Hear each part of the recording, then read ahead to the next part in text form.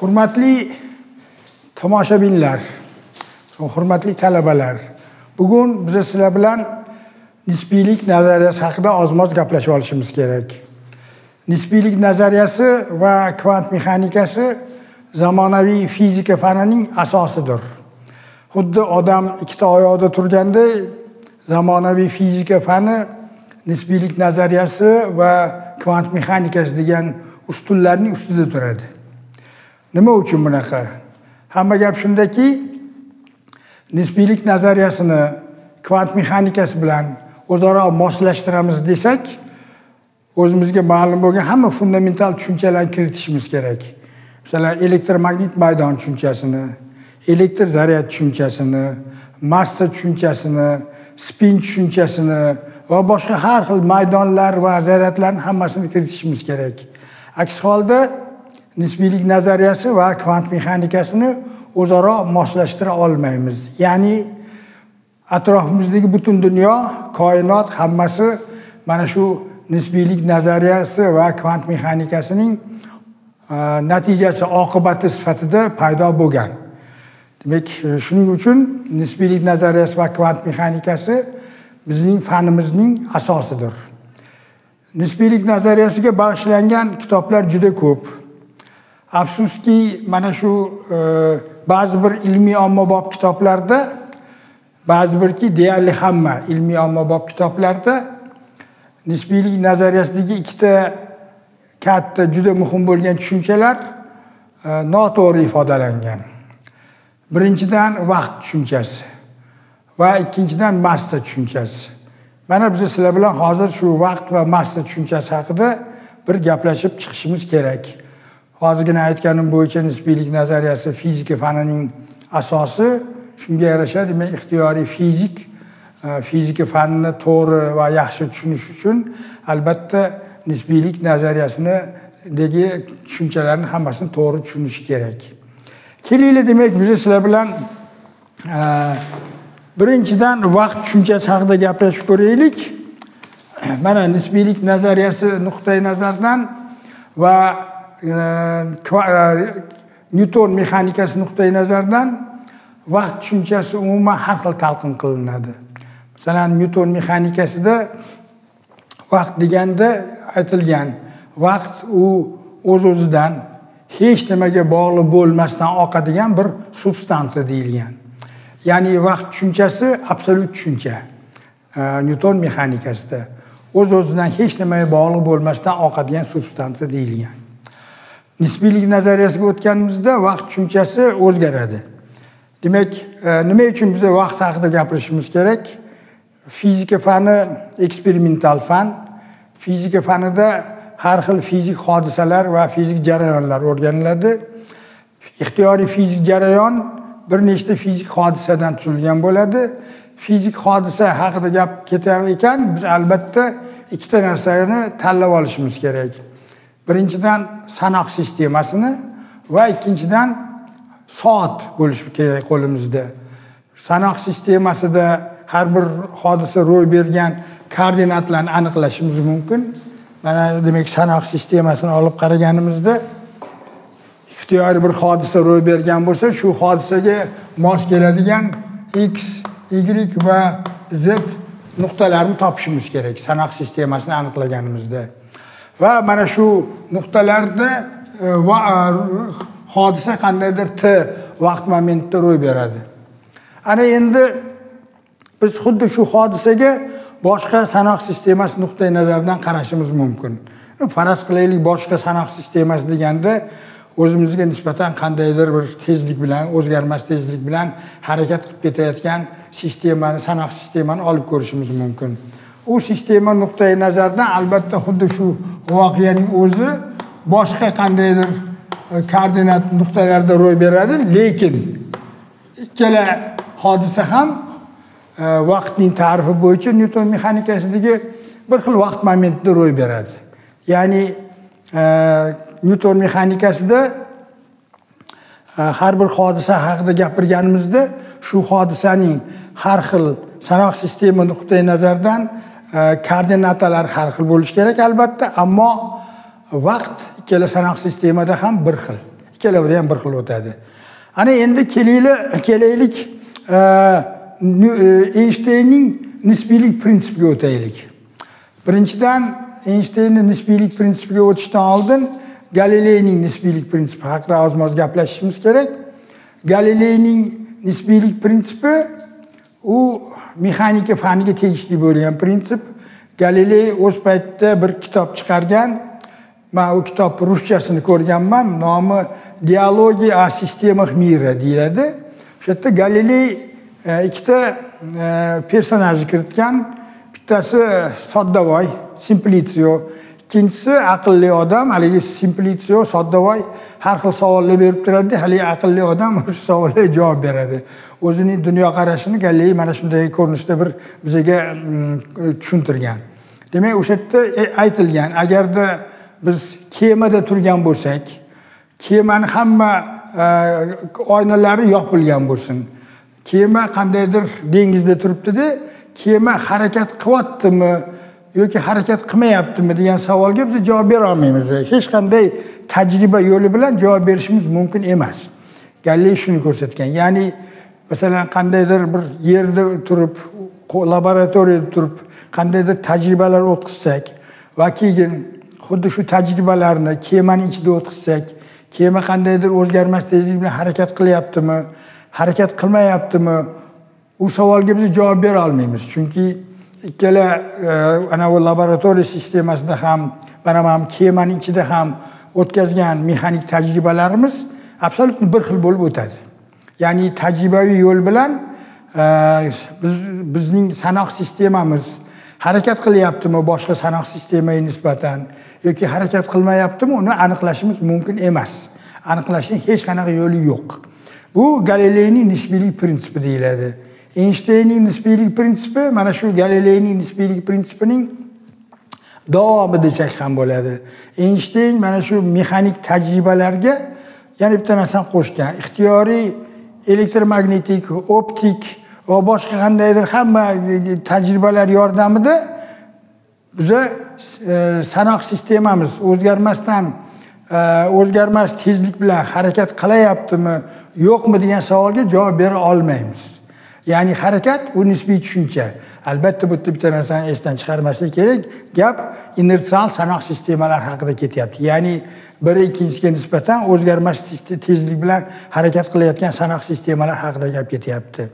Mana shu sanoq sistemaning ichida turib, qandaydir masalan bir mana shu xonaga o'xshagan bir xonada turibmizda, bu xonaning ichida qandaydir ixtiyoriy tajriba o'tkazayapmiz. Mexanik tajribami, elektrik tajribami, magnetikmi, optik tajribami bular yordamida mana shu sistemamiz, shu laboratoriyamiz, mana bizning xonamizni bir laboratoriya deb qarasak, harakat qilyaptimi yoki qo'zg'almasdan turibdimi degan savolga javob bera olmaymiz. Demak, bu nisbiylik prinsipi, Eynshteynning nisbiylik prinsipi, Galileyning nisbiylik prinsipidan bitta shu bilan farq qiladiki, tabiatning hamma qonunlari, hamma inersial sistemalarda bir xil ko'rinishga ega bo'ladi. Mana shu demak, Galiley bo'yicha mexanika qonunlari bir xil bo'lishi kerak, Eynshteyn bo'yicha tabiatning hamma qonunlari. Eynshteynning nisbiylik prinsipining ikkinchi qismi ham bor. Galileyning nisbiylik prinsipida bitta qismi edi, Eynshteynning nisbiylik prinsipida ikkita qism bor. Ikkinchi qismi Eynshteynning o'zining maqolasida bunday deyilgan. Yorug'likning tezligi uning manbaining tezligiga bog'liq emas deyilgan. Ya'ni biz hozir buni sal boshqacharoq ko'rinishda ko'ramiz. Hamma kitoblarda yorug'lik tezligi hamma inersial hisobot sistemalarida bir xil qiymatga ega deyiladi. Eynshteynning o'sha gapi, mana shu gap ikkala bitta narsa, o'zimda o'ylab ko'rsakda. Demak, nima uchun buni ma'nosi nimadan iborat? Birinchidan, demak, biz tajribadan bizga ma'lumki, hech qanday signal oniy ravishda bir nuqtadan ikkinchi nuqtaga tarqalib bormaydi. Ya'ni bir nuqtadan ikkinchi nuqtaga yetib borish uchun, ixtiyoriy signal uchun qanchadir vaqt kerak. Albatta bu bizning ko'p asrlik tajribamizdan kelib chiqqan xulosa. Ko'p asrlar davomida o'tkazilgan tajribalardan kelib chiqqan xulosa shundan iboratki, demak, hech qanday signal bitta nuqtadan ikkinchi nuqtaga oniy ravishda yetib bora olmaydi. Albatta bir nuqtadan ikkinchi nuqtaga yetib borish uchun qandaydir vaqt kerak. Bu degani tabiatda qandaydir maksimal tezlik bor degani. Buning ma'nosi demak tabiatda qandaydir maksimal tezlik bor degani. Agarda maksimal tezlik tabiatda bo'lmaganda edi, unda biz xohlagan tezlik bilan o'sha maksimal tezlikdan yuqori bo'lgan tezlik bilan ham harakat qilishimiz mumkin bo'lar edi va signal ham o'sha ravishda demak ixtiyoriy katta tezlik bilan shu jumladan cheksiz tezlik bilan ham harakat qilishi mumkin bo'lar edi. Demak, tabiatda qandaydir maksimal tezlik borligi kelib chiqdi tajribalardan va demak shu xulosaga nisbiylik prinsipining birinchi qismini qo'llasak, bu maksimal tezlik hamma inersial sistemalarda bir xil qiymatga ega bo'lish kerak degan xulosaga kelamiz. Aks holda bitta inersial sistemada bu maksimal tezlik bitta qiymatga ega bo'lsa, ikkinchi inersial sistemada boshqa bir qiymatga ega bo'lsa, unda mana shu inersial sistemalarning birini ikkinchidan ajrata oladigan bo'lib qolar edik. Bu esa nisbiylik prinsipining birinchi qismiga ziddir. Eynshteynning nisbiylik prinsipiga ziddir. Ana endi Eynshteynning roli, xizmati shundan iborat bo'ldiki, u mana shu maksimal tezlik sifatida yorug'lik tezligini qabul qilish kerak degan tasdiqni kiritdi. Demak, tajribalar shuni ko'rsatadiki, bu to'ppa-to'g'ri gap. Demak, rostdan ham yorug'lik tezligidan katta tezlikni hech kim sifatida kuzatmagan va shunga yarasha demak yorug'lik tezligi maksimal tezlik sifatida uni qabul qilishimiz kerak. Ana endi shu maksimal tezlikning mavjudligi, yorug'lik tezlik mana shu maksimal tezlik sifatida qabul qilinishi kerakligidan bitta narsa kelib chiqadi. Shu kelib chiqadiki, vaqt tushunchasi, mana bu vaqt. Har bir inersial sistemada qandaydir o'zining vaqti bo'lishi kerak. Ya'ni har bitta hodisaning vaqti har xil bo'lishi kerak degan tushuncha kelib chiqadi. Buni isboti oson. Buni birinchi bo'lib Eynshteyn o'zi o'ylab topgan. Mana qaraylik, faraz qilaylik, bizda bir platforma bo'lsin. Shu platforma va shu platformani oldidan bir poyezd uchib o'tib ketayotgan bo'lsa, mana bu poyezd yurib ketayotgan bo'lsa, mana bu poyezdni chizaman-da. Mana bu poyezdning uzunligi shu platformaning uzunligiga teng bo'lsin-da. Platformaning uzunligiga teng bo'lsin. Poyezd mana demak v tezlik bilan bu yoqqa harakat qilayotgan bo'lsa, mana bu nuqtani A nuqta deyman, mana bu nuqtani B nuqta deyman, mana bu nuqtani poyezdagi nuqtani A shtrix deyman, mana bu nuqtani B shtrix deyman. Poyezdning qoq o'rtasida, mana shu O shtrix nuqtada, mana bu qoq nuqta o'rtasini O harf bilan belgilayman-da, mana bu o'rtasini O shtrix harf bilan belgilayman. Qaranglar. Mana shu O shtrix nuqta O nuqtaga mos tushganda, bir ustidan o'tib ketayotganda bu yerda chiroq yonsin. Chiroq yonsin-da, chiroq nuri har tomonga tarqalsin. Chiroq yonib, nur har tomonga tarqaladigan bo'lsin. Ana endi qaranglar. Demak, yorug'lik tezligi uning manbaining tezligiga bog'liq emas dedik, to'g'rimi? Demak, qaranglar. Mana shu nuqta bu yoqqa v tezlik bilan ketyapti. Yorug'likning tezligi t ga teng. Demak, qaranglar, agarda men shu yorug'likning mana bu B nuqtaga yetib kelish vaqtini t b deb atasam, A nuqtaga yetib kelish vaqtini t a deb atasam, A shtrix nuqtaga yetib kelish vaqtini t shtrix a deb atasam, B shtrix nuqtaga yetib kelish vaqtini t shtrix b deb atasam, demak, qaranglar, ko'rinib turibdiki, mana bu t a qanday bo'lish kerak? T bdan keyin bo'lish kerak. Nima uchun? Chunki mana bu qandaydir tezlik bilan harakat qilib ketyapti. Tezlik bilan harakat qilib ketyapti-da, mana bu B nuqtaga yetib borish vaqti albatta kamroq vaqt kerak. A nuqtaga albatta ko'proq vaqt kerak yetib kelish uchun.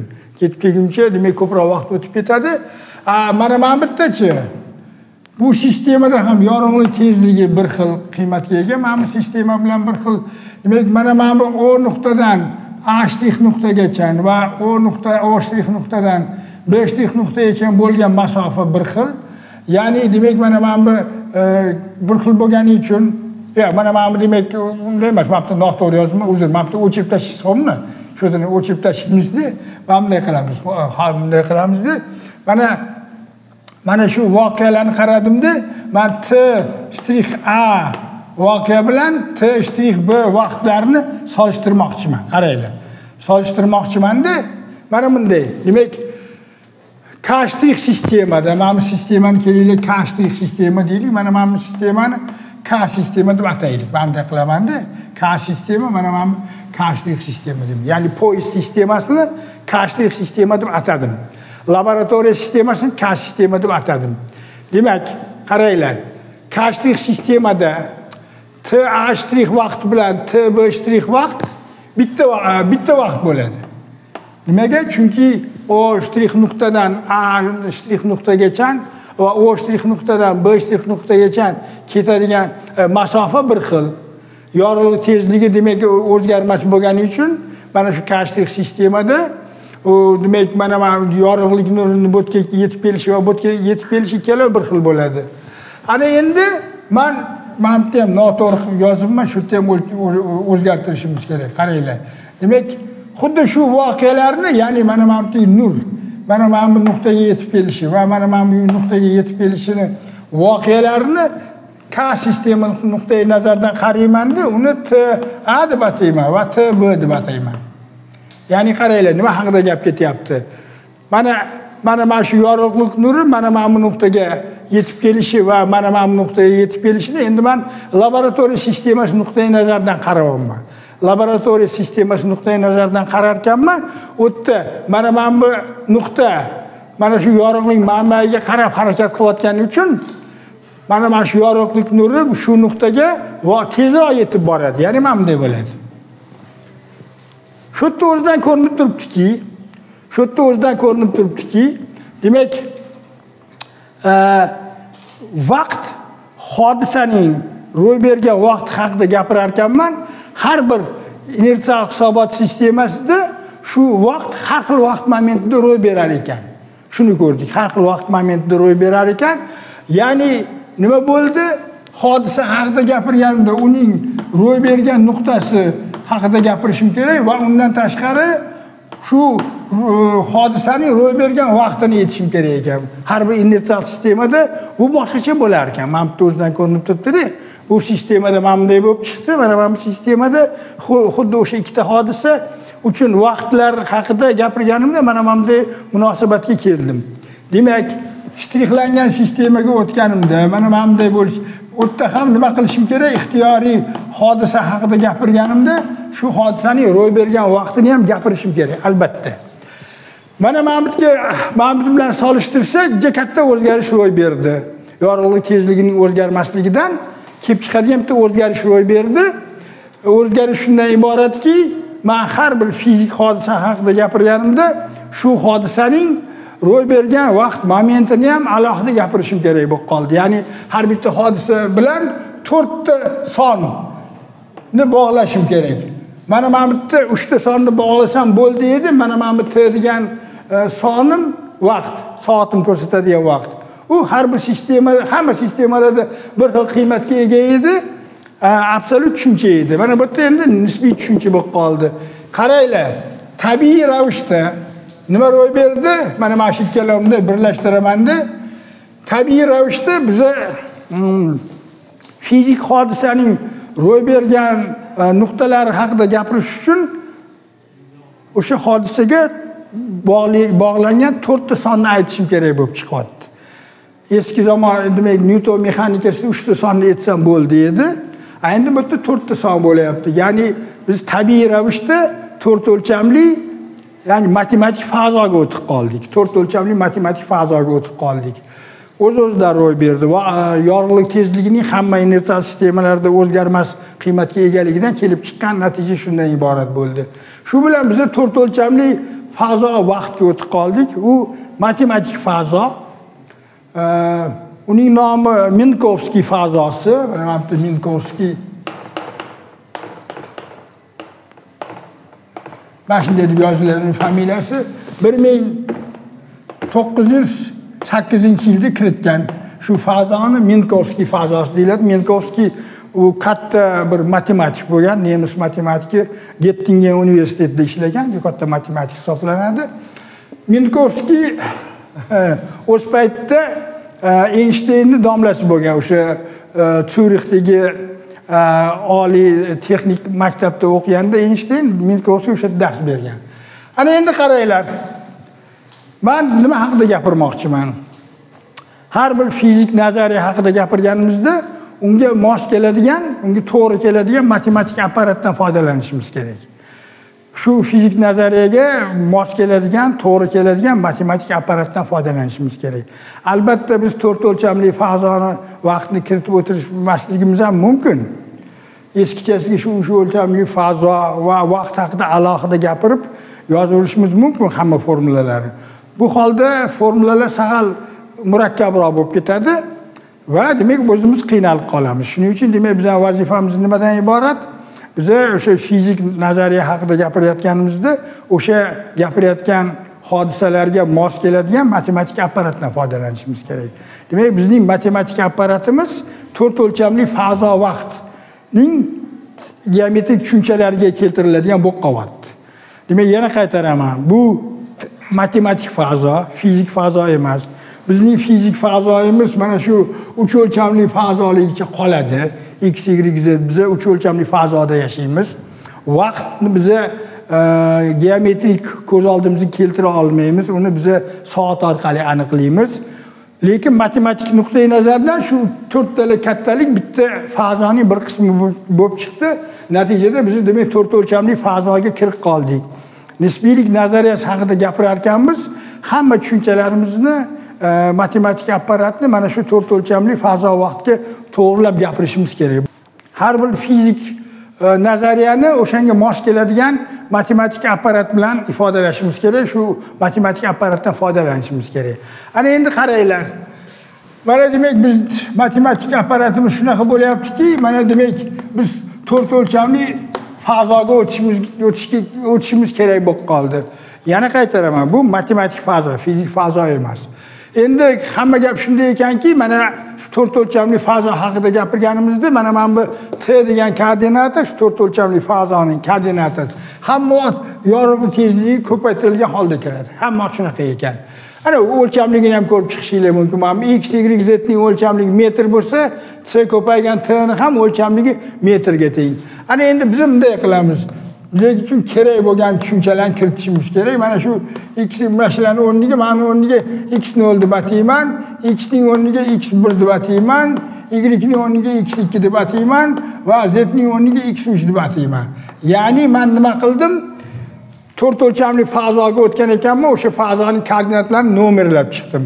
Buni hammasini birlashtiraman-da, ularni hammasini birlashtirib bitta x mu degan koordinata kiritaman. Bu yerda mu degan indeksim 0, 1, 2, 3 qiymatlarni qabul qiladi. Mana demak biz 4 o'lchamli fazoga o'tib oldik. 4 o'lchamli fazoga o'tganimizdan maqsadimiz nimadan iborat? Ana endi shu yerda biz Lorentz almashtirishlarini yozib olishimiz kerak. Chunki hozir 4 o'lchamli fazodagi vektorlarning kvadratlari bilan shug'ullanishimiz kerak. O'sha vektorlarning kvadratlari bizga vaqt haqida ham, massa haqida ham hamma savollarga javob beradigan bo'ladi. Shuning uchun hozir shuni kiritishimiz kerak bo'ladi. Demak, qaranglar. Lorentz almashtirishlarga o'tamiz. Ana endi mana shu 4 o'lchamli fazo vaqt nuqtai nazaridan nisbiylik nazariyasi degan nima degani? Kelinglar shuni formal ta'rifini berib ketaylik. Mana demak biz nisbiylik nazariyasi deganda nisbiylik prinsipini kiritdik. U ikki qismdan iborat bo'ldi. Tabiatning qonunlari demak hamma inersial koordinat sistemalari bir xil ko'rinishga ega va ikkinchi qismi yorug'lik tezligi o'zgarmas son. Hamma inersial sanoq sistemalari bir xil qiymatga ega deb gapirgan edik. Ana endi qaranglar. Mana shu nisbiylik prinsipini, nisbiylik nazariyasini 4 o'lchamli fazo vaqt nuqtai nazaridan ham kiritaylik. Mana 4 o'lchamli fazo vaqtni ko'z oldimizga keltiraylik. Albatta odam 4 o'lchamli fazoni ko'z oldiga keltirish qobiliyatiga ega emas, lekin faraz qilaylik, qandaydir bir yaqinlashuvni ko'z oldimizga keltirishimiz mumkin.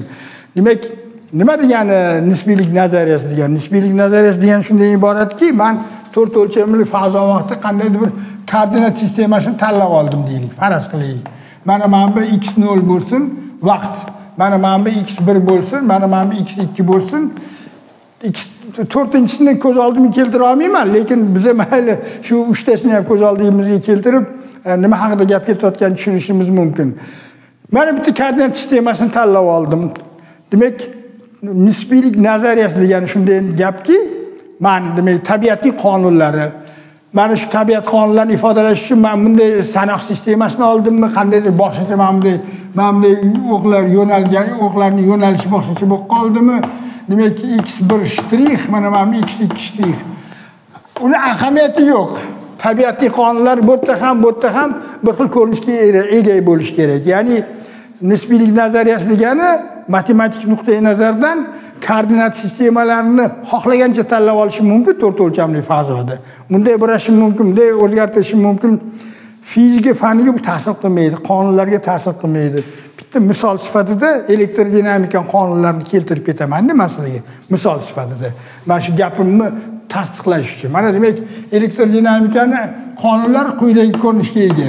F mu barobar 4pi taqsim c ko'paygan j mu. Hozir bularni nimaligini tushunishimiz shart emas.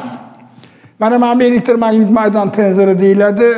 Mana bu tok, to'rt o'lchamli tok deyiladi. Mana bu mu sonlar mana 0, 1, 2, 3 qiymatlarni qabul qilinadi. Mana bu divergensiya turibdi. Mu bo'yicha yig'indini olishimiz kerak. Divergensiya bo'ladi. Qaranglar. Demak, men bir koordinat sistemasida ikkinchisiga o'tsam, mana shu elektrodinamikaning qonunlari mana bunday o'zgaradi.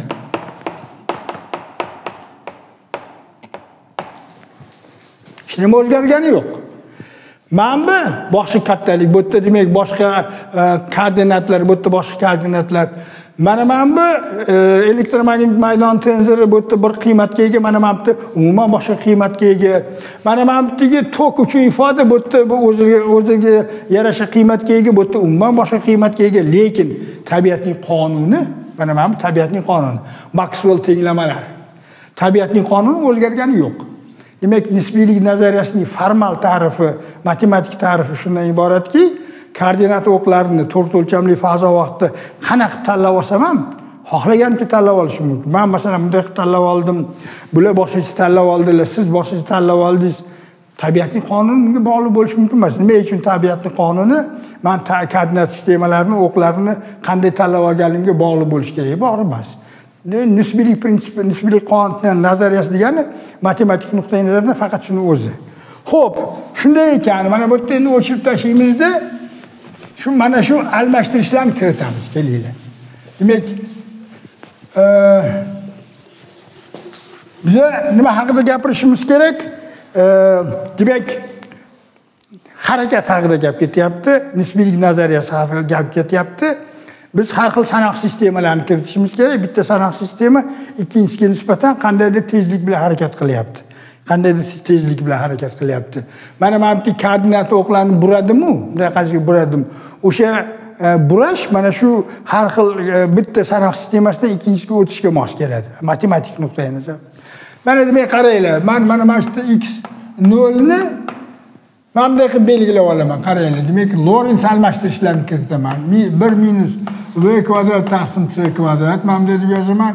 Mana bu x0 shtrix plus mana bu demak v ko'paygan x mana bu demak 1 shtrix deb yozaman va ikkinchi keyin yozaman x1 deb barobar deyman. 1 minus v kvadrat taqsim c kvadrat deyman. Mana bu x1 shtrix plus mana bu v taqsim c kvadrat x0 shtrix deb atayman. O'lchab qarab ko'raylikchi. Demak, metr taqsim sekund. Mana buni demak, mana bu sekund qolish kerak, to'g'rimi? Mana bu metr, mana bu metr, mana bu metr taqsim sekund, mana bu metr, demak, noto'g'ri yozdim. O'sha yerda o'chirib tashlaychi, qaytadan yozaylik. Mayli, mana bu keling. Shu yerda o'chiramiz-da, men qaytadan qilaman. Boshqacha qilamiz. Keling, misol boshqa qilib yozaylik, xo'pmi? Mana bunday qilamiz-da. Boshqadan o'chirib tashlaymiz, xo'pmi? Demak, qaranglar. Nisbiylik nazariyasi uchun xos bo'lgan quyidagi o'zgaruvchilarni kiritaylik. Mana bir koordinat sanoq sistemasi ikkinchisiga nisbatan qandaydir v tezlik bilan harakat qilyaptimi? Demak, shu v taqsim c kattalikni kiritamiz, uni beta deb ataymiz. Umuman qabul qilingan hamma butun olimlar tomonidan qabul qilingan belgilashdan kiritamiz. Ya'ni biz bilamiz, T maksimal tezlik, undan katta tezlik yo'q. Shuning uchun har bitta tezlik mana shu T ga nisbatan o'lchanishi kerak edi. Demak, beta maksimum 1 ga teng bo'lishi mumkin. Undan katta bo'lishi mumkin emas. Va quyidagi gamma degan tushunchani kiritamiz. Gamma deganimiz mana bunday bo'lsin. 1 minus betaning kvadrat. Bu nisbiylik nazariyasida qabul qilingan kattaliklar. Ular bizga juda ham kerak bo'ladi. Shuning uchun kiritamiz. Ana shu kattaliklar kiritganimizdan keyin Lorentz almashtirishlarini kiritishimiz mumkin.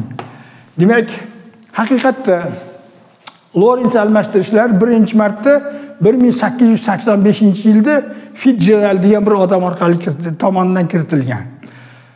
Keyin Lorentz bu almashtirishlarni ham qaytadan topgan, o'zi ixtiro qilgan qaytadan va Maxwell tenglamalari shu almashtirishlarga nisbatan invariantlik xossasiga ega ekanligini ko'rsatgan.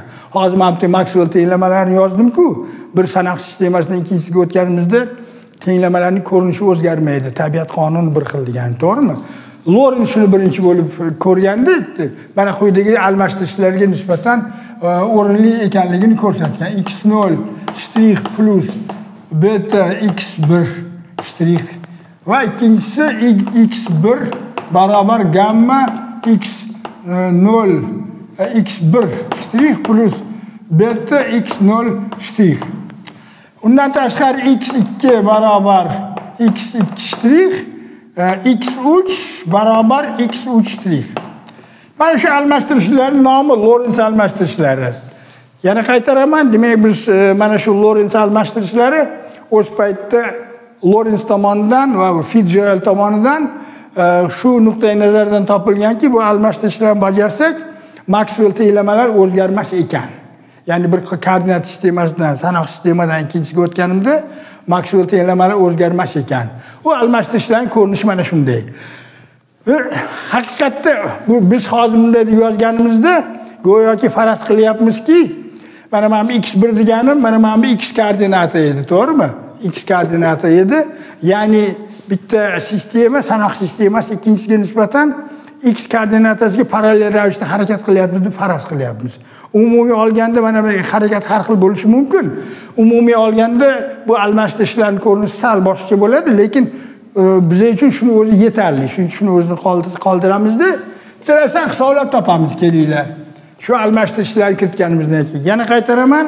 Demak, fizik nazariyani o'shanga mos keladigan matematik apparat bilangina o'rganish kerak. Agarda mos keladigan apparat emas, boshqa apparat yo matematik apparatdan foydalansak qiynalamiz. Bu apparatda qiynalmaymiz. Ana endi qaranglar, men bitta bir kombinatsiya tuzaman, qaranglar. Demak, kelinglar bitta tushuncha kiritamiz. Shunday tushunchani kiritamizki, qaranglar. Mana bitta x mu degan tushuncha kiritgan edik. X mu ning komponentalari x0, x1, x2, x3 shu qonun bo'yicha o'zgarar ekan. Men bunday deyman. Yani ixtiyoriy 4 ta komponentdan iborat bo'lgan bir menga 4 ta son berilgan bo'lsin. A0, A1, A2, mana bu A2 va A3. Men aytaman, mana shu 4 ta sonni 4 vektor deyman, ta'rif kiritaman. 4 vektor deyman. Qachonki mana shu sonlar bir sanoq sistemasidan ikkinchisiga o'tganimda, mana bu qonun bo'yicha o'zgarsa. Ya'ni men bunday deb yozaman-da, A0 deyman barobar bo'ladi gamma A0 shtrix plus beta A1 shtrix. A1 barobar bo'ladi gamma A1 shtrix plus beta A0 shtrix. A2 barobar bo'ladi A2 shtrix va A3 barobar bo'ladi A3 shtrix. Shunday kattalikni men vektor deb atayman, 4 vektor deb atayman. Ya'ni men koordinatalar qanaqa o'zgarsa, xuddi shunaqa o'zgaradigan kattalikni 4 vektor deb atayman. Shu yerda yana bitta narsani sal gaplashishimiz kerak. Mana talabalardan ko'p marta so'raganman. Men oxir natijasida bitta maxsus kurs kiritganmiz. Shu so'rashlarning oqibati natijasida vektor degani nima deb so'rasam, talabalar hammasi darrov bir og'izdan yetardi. son qiymatga va yo'nalishga ega bo'lgan kattalikdir. Bu umuman bema'ni ta'rif. Bu ta'rifning hech qanaqa ma'nosi yo'q. Vektor deganda biz nimani ko'zda tutamiz? Vektor deganda biz shunday narsani ko'zda tutamizki, u bir koordinat sistemasidan ikkinchi koordinat sistemasiga o'tganda ma'lum bir qonun bo'yicha o'zgaradigan kattalik. Shuni vektor deyiladi. Mana bu yerda hozir biz 4 vektor tushunchasini kiritdik. Nimadan foydalanib kiritdik? Mana bu koordinatlarni almashinish qoidasidan foydalanib kiritdik. Ya'ni biz koordinatlarni mana bu x mu degan 4 ta son qanday qoida bo'yicha o'zgarsa, ixtiyoriy boshqa 4 ta son ham shu qoida bo'yicha o'zgarsa, shu 4 ta sonni albatta 4 vektor deb atayman dedim. Ta'rif 4 vektorning ta'rifi shunaqa. Demak, boshqa vektorlarning ham ta'rifi shunaqa. Yana qaytarishimiz mumkin, bir aytib ketishimiz mumkin. Bu 4 vektorlar mana bu Lorentz almashtirishlarga nisbatan kiritilgan 4 vektorlarda. Boshqa almashtirishlarga nisbatan yana boshqa vektorlarni kiritishimiz mumkin. Bu Lorentz almashtirishlarga nisbatan kiritilgan 4 vektor. Mana masalan yana bitta 4 vektorni kiritamiz. Uni keyin ko'p ishlar foydalanamiz bundan-da. Mana bunda p mu deyman. Bu energiya impuls 4 vektor sifatida. Mana bunday deb yozib qo'ysam, bu yerda ham bunday kiritaman-da. Mana bu p0, mana bu p1, mana bu p2 va mana bu p3. Bunda mana bu p1, p2, p3 xuddi mana bundagi x, y, z dek bir 3 vektorni hosil qiladi. Men buni ham xuddi shunday yozishim mumkin. Mana bunday qilib yozishim mumkin. Bunday o'chiraman-da, mana bu a mu deyman, barobar deyman. Mana bu a0 deyman va mana bu a vektor deyman. Chunki mana bu 3 o'lchamli vektor deyman-da. Chunki a1, a2, a3 bunda ko'rinib turibdi, xuddi x, y, z ga o'xshagan kattalik ekan, 3 vektor ekan-da. Bu yerda ham buni ham mana shunday ifodalab olishim mumkin. Barobar deyman-da. Mana bu p0 deyman. Mana bu p vektor deb yozib qo'yishim mumkin. P0 nima ekanligini alohida gaplashamiz, keyin gaplashamiz. Qaranglar, demak, ixtiyoriy 4 vektorim vaqt qismiga ega ekan. Mana x0, mana a0, mana bu p0, mana bu x0 vaqt qismiga ega ekan.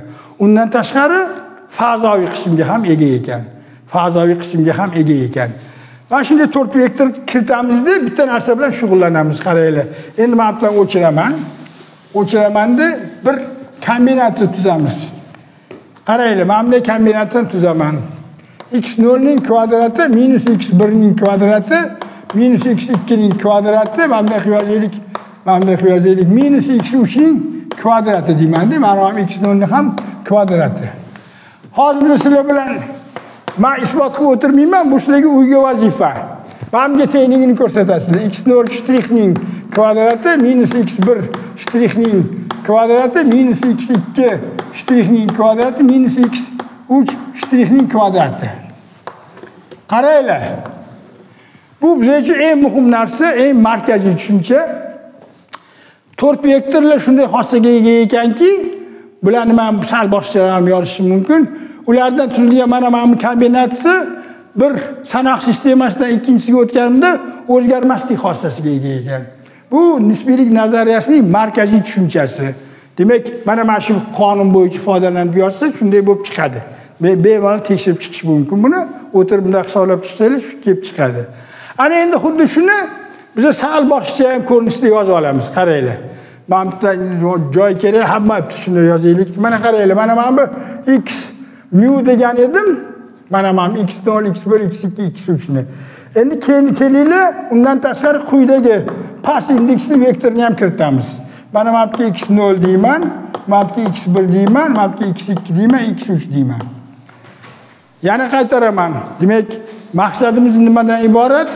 Mos keladigan matematikadan foydalanishimiz kerak. Hozir sal-pal qiynalishimiz mumkin 4 vektorlar kiritganda. Lekin kiritib olganimizdan keyin shulardan foydalanib hamma masalalarni hal qilib tashlashimiz mumkin bo'ladi. Mana bu vektorlar indeksi yuqorida turgan kontravariant vektor deyiladi. Mana bunday yozib qo'yaylik xatgadirda, mana bunga kontravariant. Kontravariant vektorlar deyiladi. Mana bu indeksi quyi bo'lgan vektorlar kovariant vektor deyiladi. Kovariant. Ana endi mana bu kombinatsiyani quyidagi ko'rinishda kiritishimiz mumkin. Kiritib chiqamiz-da hozir. Haftani endi o'chirib tashlayman. Quyidagi ko'rinishda kiritishimiz mumkin. Mana bu x kvadrat deb belgilayman. Endi x kvadrat deganda mana bu x2 bilan adashtirmaslik kerak. X kvadrat deyman. Uni quyidagicha tushunaman. Mana bunday deb tushunaman-da. X mu ko'paygan x mu ning yig'indisi deyman. Mu 0 dan 3 gacha. Demak, barobar bo'ladi. Unda nima?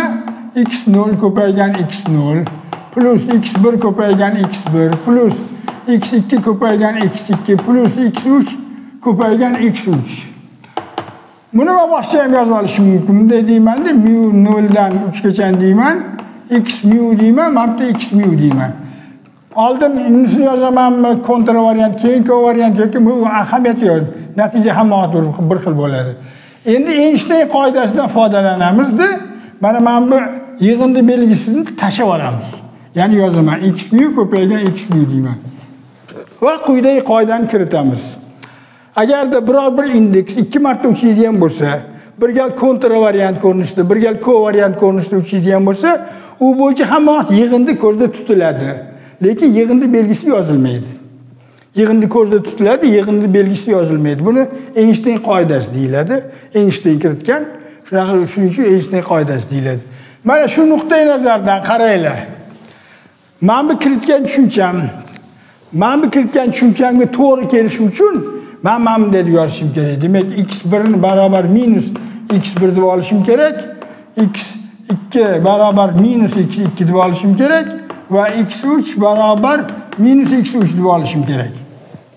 Shunday deb kiritib olishim kerak. Shunday kiritib olsam, unda nima bo'ladi? Mana bu kiritgan kattaligim x ning mana x0 barobar x0 shtik deb olishim kerak. Mana shunday deb olishim kerak. Shunda qaranglar, nima bo'lib chiqadi? Shunday deb kiritganimdan keyin mana bu x kvadrat deganim, ya'ni x mu ning x mu ga ko'paytmasi. Nimaga teng bo'lib chiqadi? Mana bunga teng bo'lib chiqadi-da. Mana shunga teng bo'lib chiqadi. Mana bunga teng bo'lib chiqadi. Ya'ni bunday bo'ladi. Buni ham o'zingizlar tekshirib chiqasizlar. Mu shtrix x shtrix mu bo'ladi. Qaranglar, kvadrat, vektorning kvadrati Lorentz almashtirishlarda o'zgarmas ekan. Bitta narsani eshitdingiz. Oddiy uch o'lchamli fazo haqida gap ketganda, shu uch o'lchamli fazoda har xil, mana masalan bitta bir radiusni olaman, radius vektorini olamanda, shu radius vektorini mana bu yerda turgan koordinat boshiga nisbatan koordinatlarni hisoblab topaman. Mana buni x o'qi deyman, mana buni y o'qi deyman, mana buni z o'qi deb olamanda, shularga nisbatan koordinatlarni topaman. Keyin xuddi shu vektorning anidagi burchakka nisbatan koordinatlarni topishim mumkin. Bir koordinat sistemasidan ikkinchisiga o'taman-da, u yerda ham x, y va z degan koordinatlarni kiritaman. Bu x shtrix, y shtrix, z shtrix bo'ladi-da. Shu vektorning komponentalarini yangi koordinatlarda olib hisoblayman. U koordinatda hisoblayman, bunisida hisoblaymanmi? Baribir shu vektorning kvadrati o'zgarmaydi. Vektorning kvadrati uning uzunligining kvadrati, to'g'rimi? U o'zgarmaydi. Bu yerda ham xuddi shunday ekan. Demak, mana bu 4 vektor deb kiritgan narsam, xuddi 3 vektorning oddiy koordinat sistemadagi kvadratining o'zgarmasligiga mos kelar ekan Lorentz almashtirishlarga nisbatan 4 o'lchamli fazoda. Xuddi shunday mana bu a ning kvadrati ham, ixtiyoriy vektorning kvadrati ham o'zgarmaslik xossasiga ega bo'ladi. Ya'ni bir koordinat sanoq sistemasidan ikkinchisiga o'tganimda mana bu a degan vektorimning kvadrati, mana bu a kvadrat deb yozib beraman. Bu mana shu a mu ko'paygan a mu bo'ladi, barobar bo'ladi a mu shtrix ko'paygan a mu shtrix bo'ladi. Bo'ldi, bizga kerakli bo'lgan matematikani kiritib oldik. Endi u yog'i bemalol fizikaga qaytib kelishimiz mumkin. Kerakli bo'lgan hamma matematik tushunchalarni kiritib oldik deb hisoblaymiz. 4 vektor tushunchasini kiritib oldik deb hisoblaymiz va shu 4 vektor orqali va kiritgan mana bu invariant kattalik orqali, ya'ni Lorentz almashtirishlarni bajarganimda o'zgarmaydigan kattalik orqali bemalol endi fizik masalalarni yechishga o'tamiz. Kelinglar, birinchi navbatda vaqt tushunchasi bilan shug'ullanamiz. vaqt tushunchasi bilan shug'ullanamiz va odatda deyarli hamma ilmiy ommabop asarlarda, kitoblarda, broshurlarda yozilgan bir noto'g'ri gapni to'g'rilashga harakat qilamiz. Qaranglar, demak bunday bo'ladi, o'chirib tashlayman-da. Mana quyidagi kattalikni kiritaman, qaranglar. Mana bunday qilamiz. Mana bir tajribani ko'z oldimizga keltiramiz. Yana bir platformada turib biza mana A nuqta bo'lsin, mana B nuqta bo'lsin. Platformaning uzunligi L teng bo'lsin. O'zining hisob sistemi, sanaq sistemasida shu platformaning uzunligi L teng bo'lsin. Ya'ni qo'limizga metrni olib bunday o'lchab chiqsa, mana shu L ni olgan bo'laylik. Shu platformadan yonidan poyezd o'tib ketayotgan bo'lsin. Mana poyezdni olaman, ko'z oldimga keltiraman, mana bunday chizib qo'yaman. Poyezd. Poyezdning mana oxirgi nuqtasini A shtiq deyman, bosh nuqtasini B shtiq deyman. Poyezd V tezlik bilan harakat qilib ketayotgan bo'lsin. Poyezd V tezlik bilan harakat qilib ketayotgan bo'lsin. Kelinglar, biza ikkita hodisani solishtiramiz. Hodisaga mos keladigan vaqtlarni solishtiramiz. Qanday hodisalar haqida gap ketyapti? Birinchi hodisa mana bu B shtiq nuqta A nuqtani ustidan o'tadigan hodisa bo'lsin. Mos keladigan hodisa bo'lsin. Ya'ni boshqatdan mana bunda turaversin, umumiy ya'ni tasvir shunday bo'lsa, quyidagicha ko'raman. Mana kichkina qilib ko'raman-da, mana bunda tursin va mana bunda kelyapti. Mana bu poyezd kelyapti, mana bu platforma, mana bu A shtrix, mana bu B shtrix, mana bu A, mana bu B nuqtalar. Demak, qaranglar. Men quyidagi vaqtlarga kiritaman. Mana shu T A deyman. T A deganim mana bu B shtrix nuqta, mana shu A nuqtani B shtrix nuqta A nuqtani ustidan o'tib ketyapti, yonidan o'tib ketyapti degan vaqtimga mos kelsin-da. Ikkinchidan demak mana bu poyezd keladi, mana bu keladi, mana bunday tursin. Poyezd mana bu B shtrix nuqtasi B ustiga tushsin. Ya'ni bunday qilib chizaman, mana bunday turibdi. Mana bu demak poyezd ikkinchi A shtrix, B shtrix deyman. A, B. Lorenz qisqarishi bor. Mana bu sal qisqarganday bo'lib ko'rinadi. U haqida alohida gaplashishimiz mumkin. Ikkinchi hodisa mana shu bo'lsin. Demak, birinchi hodisa mana bu bo'ldi, ikkinchi hodisa mana bu bo'ldi. Qaranglar, bu hodisa T B atayman, T B vaqt momentida ro'y bergan bo'lsin. Mana bu hodisa T A vaqt momentida ro'y bergan bo'lsin. Demak, mana bu shtrixlangan sistema nuqtai nazaridan mana bu hodisa T A shtrix vaqt momentida ro'y berdi. Mana bu hodisa esa T B shtrix vaqt momentida ro'y bergan bo'lsin.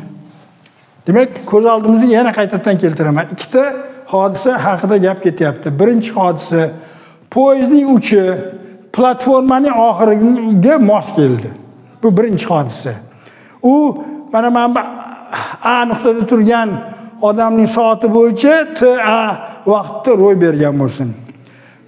Mana bu B shtrix nuqtada turgan odamning soati bo'yicha T A shtrix nuqtada ro'y bergan bo'lsin. Vaqt bo'yicha shu T A shtrix nuqtada. Ana endi ikkinchi hodisa mana bu B shtrix nuqta, mana bu B nuqtaning ustiga tushgan bo'lsin. Bu mana shu platformada turgan, mana bu B nuqtada turgan soat bo'yicha T B vaqt momentida ro'y berdi. Poyezdiga mana shu B nuqtada turgan, B shtrix nuqtada turgan odamning vaqti bo'yicha, soati bo'yicha T shtrix B da ro'y berdi. Ikkita hodisa haqida gap ketyapti. Shularni solishtirmoqchiman vaqtlarni. Yozaman. Ana endi kelamizda bunday qilamiz. Qaranglar. Demak, bizda mana bunday kattalik bor. Delta S kvadrat degan kattalik bor. Delta S kvadrat sifatida quyidagi narsani olaman. Mana bu yerda yozaman-da, delta x0 ning kvadrati minus delta x1 ning kvadrati minus delta x2 ning kvadrati minus delta x3 ning kvadrati. Qaranglar. Mana bu yerda nima deganim? Delta deganim. Delta x0 deganim c ko'paygan delta t ga teng. Delta t deganim ikkita hodisa orasidagi vaqt deganim. Mana shu koordinat sistemasi nuqtai nazaridan, sanoq sistemasi nuqtai nazaridan. Xuddi shunday delta x1 mana bunday yozaman-da, t2 minus t1 deyman. Mana shunday yozaman-da. Delta x1 deganim, demak, mana bunga demak x koordinati 2 minus x1 deb yozganman-da. Endi koordinatni adashtirmaslik uchun kelaylik, bunday deb yozishimiz kerak. x1 birinchi koordinati men x birinchi koordinati deyman, birinchi koordinati ikkinchi nuqtada deb yozaman-da. Mana bu delta x2 barobar bo'ladi x ikkinchi koordinati ikkinchi nuqtadagi hodisa mana bu birinchi nuqtadagi hodisa bo'lsin. Ya'ni qaranglar, nima haqida gap ketyapti? Men yangi bir vektor kirityapman. 3 2 minus 3 1. Yangi vektor kirityapman. Delta x degan vektorim. Mana shu yozgan narsam nima? Qandaydir delta x mu degan vektorim. Delta x mu degan vektorim quyidagicha tuzilgan. Demak, delta x 0 mana bunga teng, delta x1 shunga teng, delta x2, delta 3. Ikkita hodisa orasidagi fazoviy va soat koordinatalarining farqi. Demak, mana bu yerda demak hodisa demak mana bu hodisa, birinchi hodisa t1 vaqt momentida x1, x2, x3 nuqtada ro'y berdi. Mana bu va t2 vaqt momentida mana bu nuqtalarda ro'y berdi. Ya'ni mana bunga qarasak, nima deb yozishim mumkin? Shu yerga qaraganimizda nima deb yozishim mumkin? Birinchi hodisa mana bu yerda delta t deymanda, delta t deganim tb minus ta deyman. Qaranglar, nima haqida gap ketyapti? Demak, ikkita hodisa orasidagi vaqtni hisoblayapman. Delta t degani mana shu demak platforma sistemasidagi soat bo'yicha ko'rsatilayotgan vaqtda. Demak, tb mana bu ikkinchi hodisa edi, ta mana bu birinchi hodisa edi. Shu ikkala hodisalar orasidagi vaqt farqi. Mana endi delta x deb yozaman. Qaranglar, demak koordinati o'qi mana shuni x o'qi deb olaman-da, x o'qi deb olamiz, faraz qilamiz-da, x o'qi. Shuning uchun y vaziyatlarini hisobga olmayman-da, faqat x lar o'zini yozaman, xo'pmi? Demak, qaranglar. Mana bu yerda x ning b koordinatasi turibdi, minus x ning a koordinatasi turibdi. To'g'rimi? Ya'ni bu nimaga teng? Mana shu L uzunlikka teng-da. Ya'ni qaranglar, men mana bu yangicha tushuncha kiritdim. Delta x kvadrat deb. Bu qandaydir 4 vektorning kvadrati. Shuning uchun u quyidagicha xossaga ega. Delta s ning kvadrati barobar delta s shtrixning kvadratiga. Lorentz invariant kattalik, mana 4 vektorning kvadrati. 4 vektorning kvadrati Lorentz invariant kattalik. Delta s kvadrat minus delta s shtrix barobar delta s shtrix kvadratga teng. Demak, deltalar qanaqa tuzishni ko'rdik. Demak, qaranglar, mana shu nuqtai nazardan nima ekan? Mana shu ikkita hodisa orasidagi mana shu kattalikni hisoblamoqchiman. Buni nomi bor. Intervalning kvadrati deyiladi. Ikkita hodisa orasidagi intervalning kvadrati deyiladigan nomi bor. Mana shu nisbiylik nazariyasining asosiy formulasi desak bo'ladi. Demak, qaranglar, nima bo'lyapti? Mana delta s kvadratni hisoblayman. Delta s kvadrat barobar bo'lyapti c kvadrat delta t kvadrat bo'lyapti, to'g'rimi? Minus demak L kvadrat bo'lyapti. Mana men masofaning kvadratini yozyapman-da. Masofaning kvadratini yozganda men bilan hisobga olmayapman. Shuni o'zini hisobga olyapman, chunki y vaziyati o'qlariga perpendikulyar ravishda harakat bo'lyapti. Ularda hech qanaqa o'zgarish bo'lmaydi. Buni yozganmiz. Formulalarni Lorentz almashtirish formulasi shuni o'zi yetadi. Ana endi delta s shtrixning kvadratini hisoblayman. Hisoblasam nima bo'ladi? C kvadrat delta t shtrixning kvadrati minus nima bo'lmaydi. Mana shunday bo'ladi. Nima uchun shuni o'zi qoldi? Chunki ikkala hodisa mana bu shtrixlangan sistemada, poyezd sistemasida bitta nuqtada ro'y berdi. mana shu B' nuqtada ro'y berdi. Mana birinchi hodisa ham B' nuqtada ro'y berdi, ikkinchi hodisa ham B' nuqtada ro'y berdi. Ya'ni harakat qilayotgan sanoq sistemasida ikkala hodisa bitta nuqtada ro'y berdi. Shuning uchun delta s kvadrat mana bunday qiymatga ega bo'ladi. Ular ikkala hodisa ro'y bergan nuqtalarning farqi 0 ga teng. Shuni o'zi qoldi. Shuni o'zi qoldimi? Demak, qat'iyadan mantiq yozaman. Nima bo'lib chiqdi menda? Demak, delta s kvadrat delta t ning kvadrati minus l ning kvadrati barobar bo'lib chiqdi s kvadrat delta t shtrix ning kvadrati. S kvadratga bo'laman. Bo'lsa men bunday yozaman. T shtrix barobar bo'ladi, mana bunga teng bo'ladi. Delta t ko'paygan 1 minus mana bitta demak v kvadrat taqsim s kvadrat chiqadi. To'g'rimi? Buni oson topish. Demak, mana buni o'tkazdim. S kvadratlarga bo'lib tashladim. Keyin delta t ni chiqarib tashlasam, mana v deganim nimaga teng? L taqsim delta t ga teng, to'g'rimi? L taqsim delta t ga delta t shtrixga teng. Mana bu yerda yozganim, demak L taqsim delta t ga teng. Demak, delta t ikkita hodisa orasidagi ro'y bergan voqea, ikkita hodisa orasidagi masofa mana L ga teng, vaqt delta t ga teng. Demak, mana bu L nimaga teng bo'lyapti? Shu L masofani poyezd bosib o'tyapti-da. V tezlik bilan. Mana bitta formulani oldik. Endi yana bitta formulani yozamiz. Hozir bizga shuni solishtirish kerak. Ikkita formulani. Demak, qaranglar. Men endi o'chiraman-da, boshqa narsani yozishim kerak-da. Qaranglar, odatda ilmiy ommabop broshuralarda mana bu delta degan harflarni tashlab yuborishadi, mana bunday yozishadi. T shtrix barobar t deydi. 1 minus v kvadrat taqsim s kvadrat. Keyin aytiladi, ko'rinib turibdi, demak t shtrix t ga nisbatan kam ekan. Ya'ni sanoq harakat qilayotgan sanoq sistemada vaqt sekin o'tar ekan deyiladi, masalan. Kam delta t shtrix kamroq bo'lib chiqyapti. Bunga hech qanaqa ma'nosi yo'q. Umuman ma'nosi bu formulani. Mana bu formula to'ppa-to'g'ri formula. To'ppa-to'g'ri formula mana shu formula. Mana bu formula hech qanaqa ma'nosi yo'q. Deltani tashlab yubordikmi, darrov ko'rilayotgan fizik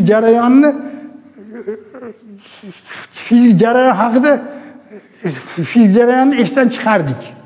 Esdan chiqardikda boshqa narsa haqida gapira boshladik. Go'yoki mana bu t go'yoki vaqt o'tayotgan vaqt. Unaqa emas. Bu yerda nima haqida gap ketyapti? Ikkita hodisa orasidagi vaqt haqida gap ketyapti. Umuman vaqtni o'tish haqida gap ketayotgani yo'q. Ikkita hodisa orasidagi vaqt haqida gap ketyapti. Kelinglar xuddi shunday sal boshqaroq qaraymiz. Boshqaroq qarasak, yana undan ham bir qiziq bir narsani olamizda. Qaranglar, bunday qilaman. Endi voqeani mana bunday qo'yamiz. Mana demak, mana turibdi. Mana bu platforma turibdi joyida. Mana A nuqta, mana B nuqta. Demak, nima qilamiz? Ana endi birinchi hodisa sifatida mana buni olaman. Yana mana bu B' nuqta, mana bu qandaydir A' nuqta bo'lsin. Birinchi hodisa yana B' nuqtaning A nuqtaga ustiga tushishi haqidagi hodisa bo'lsin. Ikkinchi hodisa sifatida mana buni olaman. Bunday turibdi-da. Mana bu platforma, poyezd mana bungacha keldi. Tushib keldi. Mana bu A' nuqta, mana bu B' nuqta, mana bu A nuqta, mana bu B nuqta. Qaranglar, birinchi hodisa, uni TA deyman. Nimadan iborat? Mana bu ikkala bir-birini ustiga tushishdan iborat. Poyezdning boshi platformaning oxiriga to'g'ri keldi. Mana V tezlik bilan harakat qilayotgan poyezdning. Bu birinchi hodisa. Shu demak, mana bu sistemada bu hodisa qanday vaqt momentida ro'y berdi? T'(b) vaqt momentida ro'y berdi. To'g'ri? Mana bu hodisada. Ikkinchi hodisa. Buni yozaman. Ikkinchi hodisani demak, mana bu qanaqa meni belgilasam ekan? Ikkala bitta nuqtaga tushib, mana bunday qilib yozaman-da. Mana bu demak keldimi? Mana bu nuqtai nazardan T A' nuqtada ro'y berdi vaqt momenti bo'yicha. Mana bu bo'yicha-chi nimaga ro'y bergan bo'ladi? Qanaqa T A plus delta T A deb belgilaylik. Qancha vaqt o'tdi-yu? Mana mening soatim bo'yicha, mana shu turgan soat bo'yicha qanchadir vaqt o'tdi. Shunday deb yozdim.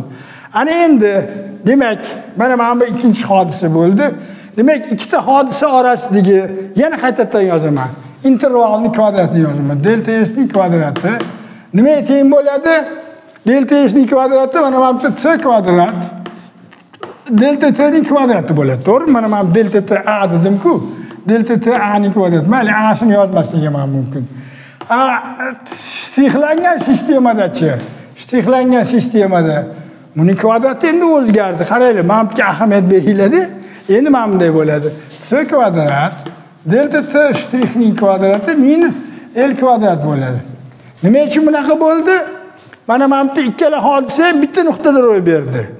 Mana bu demak laboratoriya sistemasida, platforma sistemasida ikkala hodisa ham bitta nuqtada ro'y berdi. Mana shu A nuqtada ro'y berdi. Shuning uchun ikkita hodisa orasidagi masofa sifatida 0 olishim kerak. Ular orasidagi masofa yo'q. Endi mana bu shtrixlangan sistemada, poy sistemasida ikkala hodisa ikkita xil nuqtada ro'y berdi. Birinchi hodisa B shtrix nuqtada ro'y berdi. Ikkinchi hodisa A shtrix nuqtada ro'y berdi. Ikkalav orasidagi uzunligi L ga teng edi, to'g'rimi? Kiritilgan boshida kiritgan gapimiz bo'yicha L ga teng edi. Shuni yozdim. Demak, mana bunga qaranglar va mana bunga qaranglar. Bir-biridan tubdan farq qiladi, to'g'rimi? Yana yozaman. Mana bu delta t barobar bo'ladi. Demak, mana bunday bo'ladi. Bu yerda delta t shtrix ko'paygan mana bu 1 minus v kvadrat taqsim t kvadrat. Buni qanaqa keltirib chiqarishimiz mumkin? Ikkalovini tenglashtiraman bir-biriga. Tenglashtirganimda t kvadratga bo'laman, keyin ildiz chiqaraman. Demak, delta t ni chiqarib tashlaganda L taqsim delta t shtrix demak v tezligini beradi. Ana qaranglar. Bu to'g'rimi? Mana bu to'g'rimi? Ikkalovi ham to'g'ri. Ikkalovi ham to'g'ri. Lekin ayerda mana bu ham to'ppa-to'g'ri. Bunday qilaman. Bu ham to'ppa-to'g'ri. Ikkalovi to'ppa-to'g'ri. Lekin kitobda nima deb yoziladi? Broshuralarda mana bunday qilinadi. T barobar t shtrix deyildi. 1 minus v kvadrat taqsim t kvadrat deyiladi-da. Shundan keyin har xil xulosaga kela boshlaydi odamlar. Deydi. Mana bu t shtrixga nisbatan kichkinaroq qiymatga ega bo'ldi. Ya'ni qo'zg'almasdan turgan sistemada vaqt sekinroq o'tar ekan. Buni ma'nosi yo'q. Bunday qo'yaylik. Ma'nosi ham shunaqa ma'nosi yo'q. Bu formulaning ham ma'nosi yo'q. Bu formulaning ham ma'nosi. Mana bu formula to'ppa-to'g'ri formula. Mana bu formula ham to'ppa-to'g'ri formula. Qaranglar. Nahotki bitta sistemada vaqt ikkinchi sistemaga nisbatan tezroq yoki sekinroq o'tgan bo'lsa, mana ko'rinib turibdiki, delta t shtrix bu yerda mana bunday delta t bilan bunday bog'langan, ya'ni delta t shtrix bu yerda, mana qaranglar, delta t shtrix bu yerda delta t dan kichkina, to'g'rimi? Mana bu formuladada. Mana bu yerda nima bo'lyapti? Bunday qarasam, demak delta t shtrix dan kichkina chiqadi, to'g'rimi? To'g'rimi? Shunday bo'lyapti. Qaysi biri to'g'ri? Bu to'g'rimi? Bu to'g'rimi? Ikkalovi ham to'ppa-to'g'ri. Ikkalovi ham to'ppa-to'g'ri. Mana bu noto'g'ri, mana bu ham noto'g'ri. Ma'noga ega emas. Mana bu to'g'ri. Bu yerda qanday xulosaga kelamiz biz? Xulosa juda osongina. Bir koordinat sistemasida turibman, bitta soat bilan.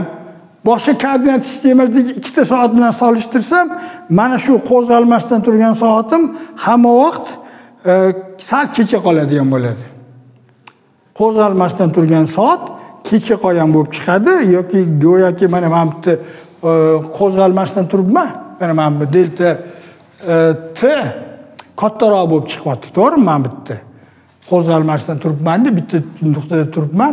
Soatim bilan ikkita mana bu koordinat sistemasidagi, yangi sistemadagi B shtrix va A shtrix nuqtada turgan ikkita soat bilan solishtiryapman o'zimning soatim, bitta soatimni.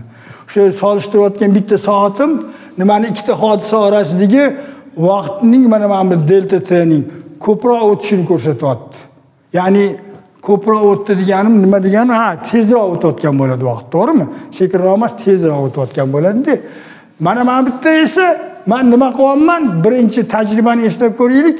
Bu yerda demak shtrixlangan sistemadagi B nuqtadagi bitta soatni mana laboratoriya sistemasidagi ikkita soat bilan solishtirayotgan edim. Unda nima bo'lib chiqqan edi? Demak, o'sha qo'zg'almasdan turgan soatim ikkita soat bilan solishtirilayotgan soatim ko'proq vaqtni ko'rsatyapti. Ya'ni delta teshti kattaroq bo'lib chiqyapti-da. Ya'ni vaqt go'yoki tezroq o'tayotgandek bo'lib ko'rinayotgan edi. Demak, haqiqatda vaqt tezroq ham o'tmaydi, sekinroq ham o'tmaydi. Vaqt hamma sistemalarda bir xil o'tadi. Faqat men bir sistema bilan ikkinchi sistemadagi vaqtni solishtirayotganimda, men hamma vaqt nima haqida gap ketyapti, qanday hodisalar haqida gap ketyapti, shuni bilishim kerak. Shuni adashmaslik kerak. Demak, bitta soat bir sistemada turgan bitta soat boshqa sistemada turgan ikkita soat bilan solishtirilsa, albatta mana bu soat go'yoki tezroq o'zgarayotgan, tezroq o'tayotgandek bo'lib ko'rinadi. Bor yo'g'i demak bitta soat ikkita soat bilan solishtirganda shunday bo'lib chiqaveradi hamma vaqtda. Shuning uchun demak vaqt tezroq o'tadi, sekinroq o'tadi degan gapning biror bir sistemada ma'nosi yo'q. Faraz qilaylik. Shtrixlangan sistemada vaqt tezroq o'tsin yoki sekinroq o'tsin. Bu degani demak, masalan, atomni olib qarasam, shu atomning chastotalari ham o'zgaradigan bo'ladi. Chunki atomning spektri o'zgarib qolishi kerak, to'g'rimi? Chunki atom demak o'sha atom mana shtrixlangan sistemada yashayotgan atom bo'lsa, soat o'tdi, faraz qilaylik, sekinroq o'tayotgan bo'lsa, demak uni spektral liniyalari hammasi qizil tomonga siljgan bo'lib chiqishi kerak. Chastotalar kamayib ketdi-da. Agarda o'tda vaqt tezroq o'tayotgan bo'lsa, teskarisi o'sha atomning spektr liniyalari, hamma spektr chiziqlari binafsha tomonga ko'chgan bo'lishi kerak, binafsha tomonga sal siljigan bo'lishi kerak bo'lib chiqadi. Bu rostdan ham shunaqa bo'ladi. Qachon bo'ladi? Masalan, quyosh ustida turgan atomlar bilan quyosh ustida, masalan, quyoshning sirtida vodorod va geliy atomlar juda ham ko'p. Biz ularni kuzatamiz. Ularning spektrini kuzatishimiz mumkin. Gap shundaki, gravitatsion maydonda, endi biz hozir u gravitatsion maydon haqida hech nima demaymiz, gapirmaymiz. Gravitatsion maydon nazariyasi umumiy nisbiylik nazariyasi. Bu biz hozir gaplashayotgan narsamiz hammasi xususiy nisbiylik nazariyasiga tegishli. Xususiy nisbiylik nazariyasida qaysi soat kecha qoladi, qaysi soat tezroq ketadi, demak faqatgina nimaga bog'liq, qanday hodisalarni qanday qilib solishtiryapmiz. Qaysi soatni qaysi boshqa sistemadagi ikkita soat bilan solishtirayotganimizga bog'liq, boshqa nimaga bog'liq emas. Ana endi umumiy nisbiylik nazariyasiga o'tganimizda uni formulalari bor. Hozir men ularni yozib bera olmayman bu yerda. U tushunarli bo'lmaydi, ularni keltirib chiqarish kerak, juda katta kursni o'qish kerak. Demak, shunday bo'ladiki, gravitatsion maydon qancha kuchliroq bo'lsa, o'sha yerda vaqt absolyut ma'noda sekinroq o'ta boshlaydi. Vaqt rostdan ham sekinlashadi, absolyut ma'noda sekinlashadi. Ya'ni mana o'sha quyosh ustida turgan vodorod va geliy atomlarining spektri hammasi qizil tomonga siljigan bo'ladi. Buni gravitatsion qizil siljish deyiladi, buning nomi. Qizil tomonga siljigan bo'ladi. Rostdan ham o'tda vaqt sekinroq o'tgandan keyin o'sha chastotalar ham sekinlashadi, spektral chiziqlar ham hammasi qizil tomonga sal siljigan bo'lib chiqishi kerak bo'ladi. Spektrni chastotasi pasaygandan keyin to'lqin uzunligi oshgandan keyin shunaqa bo'ladi, to'g'rimi? Xususiy nisbiylik nazariyasida inersial hisobot sistemalari haqida gap ketganda bunday emas. Bu inersial hisobot sistemalari haqida gap ketganda bir sistemada vaqt ikkinchi sistemaga nisbatan tezroq yoki sekinroq o'tadi deganning ma'nosi yo'q. Vaqt hamma joyda bir xil o'tadi. Vaqt har xil sistemalarda Lorentz almashtirishlar orqali o'zaro bog'langan. Lorentz almashtirishlar biz ko'rdikki, chiziqli almashtirishlar. Chiziqli almashtirishlar ekan, demak, vaqtni biror bir sistemada ikkinchisiga nisbatan tezroq yoki sekinroq o'tadi deya olmaymiz. Almashtirish nochiziqli bo'lganda shuni deyishimiz mumkin edi. Ana endi qaranglar, hozir demak egizaklar paradoksiga o'tishimiz kerak. Undan oldin yana qaytadan gravitatsion maydonga kelamiz deb bitta narsani aytib ketishimiz kerak. Qaranglar. Masalan, umumiy nisbiylik nazariyasi ekvivalentlik prinsipiga asoslangan. ekvivalentlik prinsipini bizga to'g'ri keladigan formada aytsak, u mana bunday. Ixtiyoriy noinnersial sistema qandaydir gravitatsion maydonga ekvivalentdir. Prinsip shunaqada. Buni biz tajribada ko'p ko'rganmiz. Mana biror bir avtobusdami, mashinadami ketayotgan bo'lsangiz, faraz qilaylik, o'sha avtobus keskin ravishda tormoz berdi. Tormozni bosdi keskin ravishda. Hamma odamlar bir xil mana bu tezlanish bilan bir oldingiz bir nima deydi, siljinadi, to'g'rimi? Bir xil tezlanish bilan hammasi oldingimda qo'zg'aladi. Agarda katta tezlanish bilan harakat qilib ketadigan bo'lsa, o'sha avtobus, mashinami hammamiz orqaga bunday siljigan bo'lamiz, to'g'rimi? Bir xil tezlanish bilan hamma. Bu gravitatsion maydonning asosiy xossasini ko'rsatadi. Asosiy xossasiga teng bo'ladi. Gravitatsion maydonning asosiy xossasi shundan iboratki, unda ixtiyoriy jism bir xil tezlanish bilan harakat qiladi. Mana uni Galiley topgan deyiladi odatda. Galiley go'yoki o'sha Piza bashniyasining ustiga chiqib, Piza minorasining ustiga chiqib, o'sha yerdan har xil jismlarni tashaganda, u jismlarning qanaqa tezlanish bilan harakat qilayotganini o'lchagan. Og'ir jism bilan masalan temirmi, mismi va yengil yog'och yoki qog'oz shunaqa jismlarni tashay, hammasini tezlanishi bir xil bo'lib chiqqan. Bu fizika tarixida birinchi o'tkazilgan zo'r tajriba, juda ham yaxshi tajriba.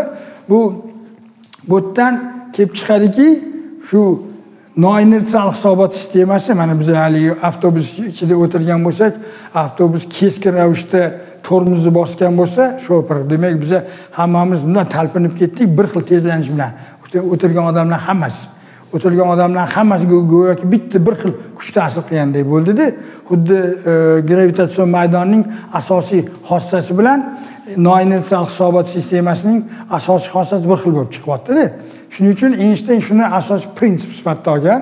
Ixtiyoriy noinersial hisobot sanoq sistemasi qandaydir gravitatsion maydonga ekvivalentdir deb olganda, shu asosda umumiy nisbiylik nazariyasini qurgan va u yerda hozirgina aytganim bo'yicha kuchliroq gravitatsion maydonda soat sekinroq o'tadi, absolut ma'noda.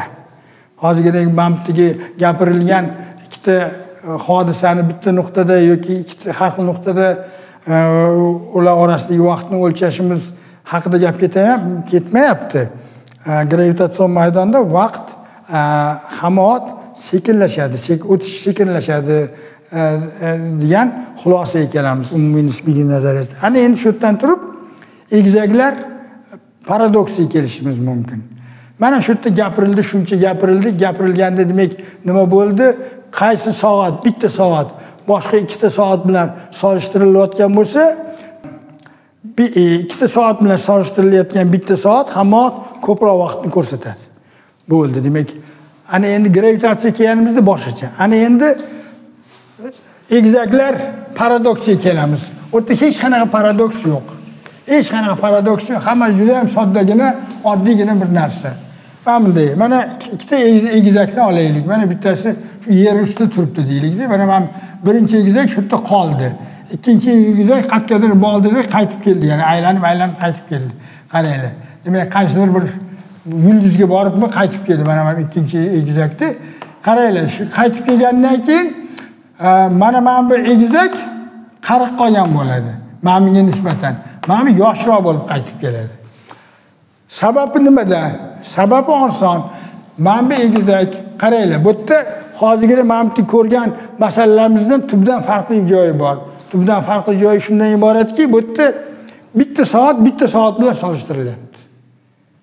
Mana bu hamma vaqt nima bo'luvdi? Bitta soat ikkita soat bilan solishtirayotgan edi. Mana bu bitta soat bilan solishtirilyapti. Mana birinchi egizakning soati, mana ikkinchi egizakning soati bilan. Lekin ikkinchi egizak mana shu birinchi egizakning oldiga qaytib kelish uchun u albatta tezlanish bilan harakat qilish kerak. Mana bu tormoz berish kerak, mana bu demak tezlatish kerak. Ya'ni u albatta tezlanish bilan harakat qilish kerak. Albatta tezlanish bilan harakat qilish kerak ekan. Tezlanish hozirgina gapirilganim bo'yicha gravitatsion maydonga ekvivalent va gravitatsion maydonda soat sekinlashadi. Absolut ma'noda sekinlashadi. Shuning uchun mana ikkinchi egizak go'yoki sal yoshroq bo'lib qaytib keladi. Unda vaqti sekin o'tdi-da. Vaqti sekin o'tdi. Bu eksperimental fakt. tekshirilgan. 1975-yilda Physical Review Letters jurnalida bir maqola chiqqan. Ikkita eksperimentator quyidagicha bir eksperiment o'tkazgan ekan. Eksperiment nimadan iborat? O'sha paytga kelib vodorodniy standart degan narsa paydo bo'lgan va o'sha asosida juda yuqori aniqlikda yuradigan soatlar qurilgan. Atom soatlar deyiladi, atomning ichisi deyiladi. Atomning ichisi demak qurilgan, o'sha atom soatini aniqligi 10⁻⁻14 ekan. Shunday aniqligida ishlaydigan soat qurilgan. Ikkita mana shunaqa bir xil soat olingan. Bittasi qo'zg'almasdan turgan qandaydir bir joyda, ikkinchisini olib u odamlar demak bir gal sharq tomonga qarab harakat qilib aylanib chiqqan yer sharini, ikkinchi marta teskarisiga aylanib chiqqan yer sharini va ikkala mana shu aylanib chiqqanda endi mana shu egizaklar paradoksiga yaqin bo'lgan to'ppa-to'g'ri keladigan tajribada bu. Va shu aylanib chiqqanda mana demak men hozir son qiymatini sizlarga aytaman. Aylanib chiqilganda quyidagicha bo'lgan. Quyidagicha bo'lgan. Mana demak demak sharqqa qarab harakat qilinganda, mana sharqqa qarab demak mana ko'z oldimizga mana shu yer sharini keltirsak, yer shari qayerga qarab harakat qiladi, aylanadi, yer shari mana bunaqasiga aylanadi, to'g'rimi? Ko'z oldimizga keltirsak, mana shimoliy qutb, mana bu janubiy qutb bo'lsa, yer shari mana bunday aylanadi. Demak, shu sharni aylanish yo'nalishi bo'yicha bunday aylanib chiqsak, demak, ikkala soatni ko'rsatishda farq 50 nanosekund bo'lar ekan. Taxminan-da. G'arbga qarab harakat qilib kelganda, ya'ni mana bu uchib qaytib kelgan egizakning yoshi 50 nanosekund kamroq bo'lib chiqyapti. G'arbga qarab harakat qilganimizda, demak, 275 nanosekund kamroq chiqqan. 275, ya'ni g'arb tomonga qarab harakat qilganimizda, endi bu yerda nisbiylik nazariyasini umumiy nisbiylik nazariyasi formasida hisob-kitob qilinganda, chunki ikkala holda ham biz nima haqida gap ketyapti. Ikkala soat ham gravitatsion maydonda turibdi. Bittasi qimirlamasdan turibdi, ikkinchisi gravitatsion maydonda bunday yuqoriga ko'tarildi. Qandaydir 10 kilometr masofagami, u yerda gravitatsion maydon kuchi sal kamayadi, to'g'rimi? Shunga yarasha mana soati absolyut nuqtai nazardan sal sekinlashadi, yerda qimirlamasdan turgan. Samolyotda uchayotgan soat sal tezlashishi kerak go'yoki. Unga nisbatan sal tezroq yurish kerak, chunki gravitatsion maydon kamaydi. Demak, shularni hammasini hisobga olib, aylanishlarni hammasini hisobga olib chiqqandan keyin gap shundaki, gravitatsion maydon nazariyasi murakkab nazariya, u yerda gravitatsion maydoni umumiy ko'rinishda 20 xil parametr bo'lishi mumkin-da. Masalan, Newton mexanikasida gravitatsion maydon bor, bitta parametr bor, u ham o'sha potensial gravitatsion. Boshqa hech nima kerak emas. Umumiy nisbiylik nazariyasiga o'tganimizda, umumiy holda u yerda gravitatsion maydonni aniqlash uchun yetishimiz kerak bo'lgan sonlarning soni, qiymati 20 tagacha chiqib ketishi mumkin. Shu murakkab nazariya. Xo'p, hammasini hisobga olib hisoblangan. Mana shunday bo'lib chiqdi. Ya'ni hech qanday paradoks degan narsa yo'q. Egizaklar paradoksida rostdan bu xususiy nisbiylik nazariyasi doirasida yechiladigan masala emas, chunki tezlanish bilan harakat qilyapti. Ikkinchi egizak va shu tezlanish orqali tezlanish bilan harakat qilgani uchun mana egizakning soati sekinlashishi kerak. Sekinlashishi kerak, u yoshroq bo'lib qaytib kelishi kerak. Hech qanaqa paradoks yo'q. Xo'p, yana bitta misolni qaraylik-da, bitta misolga kelaylik. Misol sifatida. Masalan, ko'p yillar davomida, mana shu 40-yillarning oxiri, 50-yillarning boshlarida mana bizning ham bitta kafedramiz bo'lardi o'sha paytda. Kafedraning nomi Kosmik nurlar kafedrasi edi. Kosmik nurlar va yadro fizikasi kafedrasi deyilardi. Odamlar kosmik nurlarni kuzatish orqali yadro fizikasida yangi zarrachalar bilan shug'ullanishardi-da. Hozir unaqa narsa deyarli yo'q, sal-pal bor-ku, deyarli yo'q bo'lib ketgan. Uskaritellar qurishadi, haligi kollайderlarda zarrachalar xossalarini o'rganadi, to'g'rimi? Eski zamonlarda o'sha Fiziklarimiz tog'larga chiqishardi. Tog'lar mumkin qadar teparoq tog'ga chiqib, o'sha yerda asbob uskunasini o'rnatib, o'sha yangi zarrachalarni kuzatishga harakat qilishardi. Gap nima haqida gap ketyapti? Demak, qandaydir katta energiyali bir protonmi yoki boshqa bir qandaydir zarrachami keldi yerga-da. Yerga kelib atmosferadagi atmosferaning mana qalin gaz ko'p bo'lgan bosimi katta bo'lgan qismlarga kirib kelgandan keyin atmosferadagi molekulalar atomlarga uriladi-da, natijada har xil yangi zarrachalar hosil bo'la boshlaydi. Katta energiyali proton kelib urildi-da, boshqa har xil zarrachalar paydo bo'la boshlaydi, har xil jarayonlar boshlanib ketadi. Ana o'sha kosmik nurlar deyiladi, o'shalarni o'rganishardi. Mana shu kosmik nurlar ichida bittasini mana qarab ko'raylik-da. Mana bizada shunaqa proton, katta energiyali proton urilib kirib kelgandan keyin mana qayerdadir o'chiramiz-da, endi kelaylik. Mana shu o'chirib tashlaymiz-da. Protonning energiyasi juda ham katta bo'lsin. Proton pi mezonni yaratadi. Masalan, pi plus mezonni olib qaraylik-da. Variantlar ko'p. Har xil zarrachalarni yaratish mumkin. O'tda o'sha zarrachalar ichida o'sha hodisalarni qaraganimizda, o'sha fizik jarayonlarni qaraganimizda, o'tda Levin degan hodisalar ham bo'lgan. Levin degani bitta juda katta energiyali zarracha kelib uriladi-da, shuncha ko'p zarrachalar hosil bo'ladi yangi. Ularni go'yoki haligi bunday bir katta oqimday qarashimiz mumkin. Levin deyilardi. Mana qarang, shu pi mezonni keladi. Pi mezon o'z navbatida mi mezonga parchalanadi, plus yana nimaga parchalanish kerak? Mana menga demak, men bunday qilaman. Mu deyman, men bunday qilib qo'yaman. Pi mezonni mana men mu lepton. Pi mezonni lepton soni 0 ga teng. Mana menga lepton paydo bo'ldimi? Albatta u bilan birga antilepton paydo bo'lishi kerak. Lepton soni saqlanish qonuni bordi. Antineytrino hosil bo'ldi. Mion antineytrinosi. Keyin mioni o'zi mana bunday parchalanadi.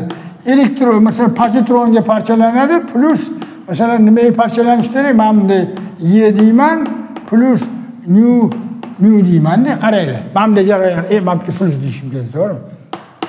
Qaranglar. Mu'ni o'zi masalan pozitronga parchalanadi, menga minus deb qo'ysam, mana menga minus ham bo'lishi mumkin, bunday qo'yishim mumkin-da. Plus minus, unda menga plus minus deyman. Pozitron yoki elektron paydo bo'ladi. Undan tashqari elektronning antineytrinosi paydo bo'lishi kerak, chunki elektronning lepton soni saqlanib qolishi kerak-da. Va mu mezonga mos keladigan neytrino hosil bo'lishi kerak. Mu neytrino hosil bo'lishi kerak, to'g'rimi? Shunda lepton sonlarining saqlanish qonuni bajarilgan bo'ladi-da. Qaranglar, birinchi hodisa mana parchalanish hodisasi. Ikkinchi hodisa muning parchalanish hodisasi. Demak, mu mezon qayerdadir paydo bo'ldi. Mana shu mu mezon paydo bo'ldi, menga keldi-da, shu yerga kelgandan keyin ham parchalanish ikkinchi jarayon ro'y berdi. Menga demak, elektron bilan neytrino uchib chiqib ketdi deylik, mana bunday bo'lsin-da. Mana mu mezon ikkita hodisa haqida gap ketyapti. Birinchi hodisa mu mezonning paydo bo'lishi, pi mezonning parchalanishi natijasida. Ikkinchi hodisa shu mu mezonning o'zining parchalanishi. Ikkala hodisa ham mu mezonning sanoq sistemasida o'tyapti, to'g'rimi? Mu mezon bu hodisa ham mu mezonning sanoq sistemasida bitta nuqtada ro'y beryapti. Demak, menga o'xshagan sanoqni yozadigan bo'lsam, menga mos keladi, to'g'rimi? Menga mos keladi, bitta nuqtada ro'y beryapti. Yer nuqtai nazaridan ikkala hodisa ikki xil nuqtada ro'y beryapti. Ya'ni menga yozishim kerak, to'g'rimi? Men el deganim shunda mana men bilan men nuqta orasidagi masofa, to'g'rimi? Demak, mu mezonning yashash vaqti 2⁻⁻6 sekundga teng. O'zining qo'zg'almas turgan sanoq sistemasida 2⁻⁻6 sekund ichida yashaydi mu mezon. Mu mezonning energiyasi mana demak ma'lum bo'lishicha, mana mu mezonning energiyasi mana menga teng. Taxminan protonning energiyasi taxminan 10⁻16 elektron volt bo'lsa, bu demak kuzatilgan hodisalar hammasi. 10⁻16 elektron volt degani juda katta son, to'g'rimi? Juda ham katta son. Shu Shundan kelib chiqqan mana bu mezonning tezligi 0,98 ga teng bo'lar ekan beta. Bu ham hisoblab topilgan. Yorug'lik tezligiga nisbatan 0,98. Ya'ni yorug'lik tezligidan 2% kamroq bor yo'g'i. Xo'p, shunda qaranglar. Mezonning o'zining sistemasida yashash vaqti 2⁻⁻6 bo'lsa, ya'ni mana bu delta shtrix deganim, to'g'rimi? Delta t nimaga teng bo'ladi? Uni osongina topish mumkin. Delta t mana bunday bo'lib chiqadi. Taxminan 11⁻⁻6 sekund bo'ladi. Mana bilan qo'yamizda, betani qo'yamiz, hisoblaymiz. Hozir hisoblab o'tirishimiz shart emasdir. Har bir odam o'zi hisoblab chiqishi mumkin. Bemalol 11⁻⁻6 sekund bo'ladi. Qaranglar. Demak, mezon mana shu tezlik bilan harakat qilyapti. Uning yashash vaqti mana bunga teng. Demak, mana shu vaqtning ichida u bor yo'g'i mana bu yerda hisoblab chiqqanman, erinmasdan. Demak, taxminan necha bo'lish kerak? Yozsak, mana 646 metr bo'lish kerak. Mezon sistemasida mana bu nuqta bilan mana bu nuqta orasidagi masofa 646 metr. Bizning sistemamizda-chi mana shuncha vaqt o'tdi-da, mana bunaqa tezlik bilan harakat qilyapti. Nimaga teng bo'ladi? 3200 qancha ekan? Hozir men hisobini yozaychi, 3250 metrga. Mana 3250 metr. Ya'ni mezonning sistemasida mana bu hodisa bilan mana bu hodisa orasida 2⁻⁻6 sekund o'tdi va 646 metr o'tdi. Bizning sistemamizda ikkala hodisa orasida 11⁻⁻6 sekund o'tdi va 3250 metr o'tdi. Ya'ni agarda rostdan ham 646 metr bo'lsa, mana bu pi mezonlar necha kilometr balandlikda parchalangan bo'lsa, ular demak yerning nima deydi, atmosferasining qalin qismlari onun usti nima deydi, 15, 20, 30 kilometrlarda ham bordi. Demak, o'sha yerda ro'y bera boshlaydi hodisalar. O'sha yerda ro'y beradigan bo'lsa, biz mezonni hech qachon ko'rishimiz mumkin emas. U 646 metrdan parchalanib ketishi kerak. Lekin biz uni kuzatamiz. Demak, qandaydir mana biz qanday 3-4 kilometr balandlikka chiqib turgan bo'lsak, u 7 kilometr balandlikda masalan shu mezon paydo bo'lgan bo'lsa, biz uni kuzatamiz. Yetib keladi. Shunda tezlikli miyonda. Ya'ni men nima demoqchiman?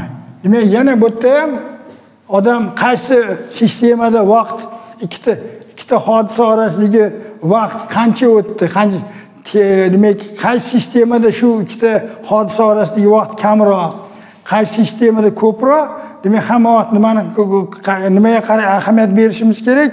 Demak, qaysi sistemadagi bitta soat boshqa sistemada ikkita soat bilan solishtirilyapti. Mana bu yerda demak, myu bilan bog'liq bo'lgan soat bo'yicha mana shuncha vaqt o'tdi.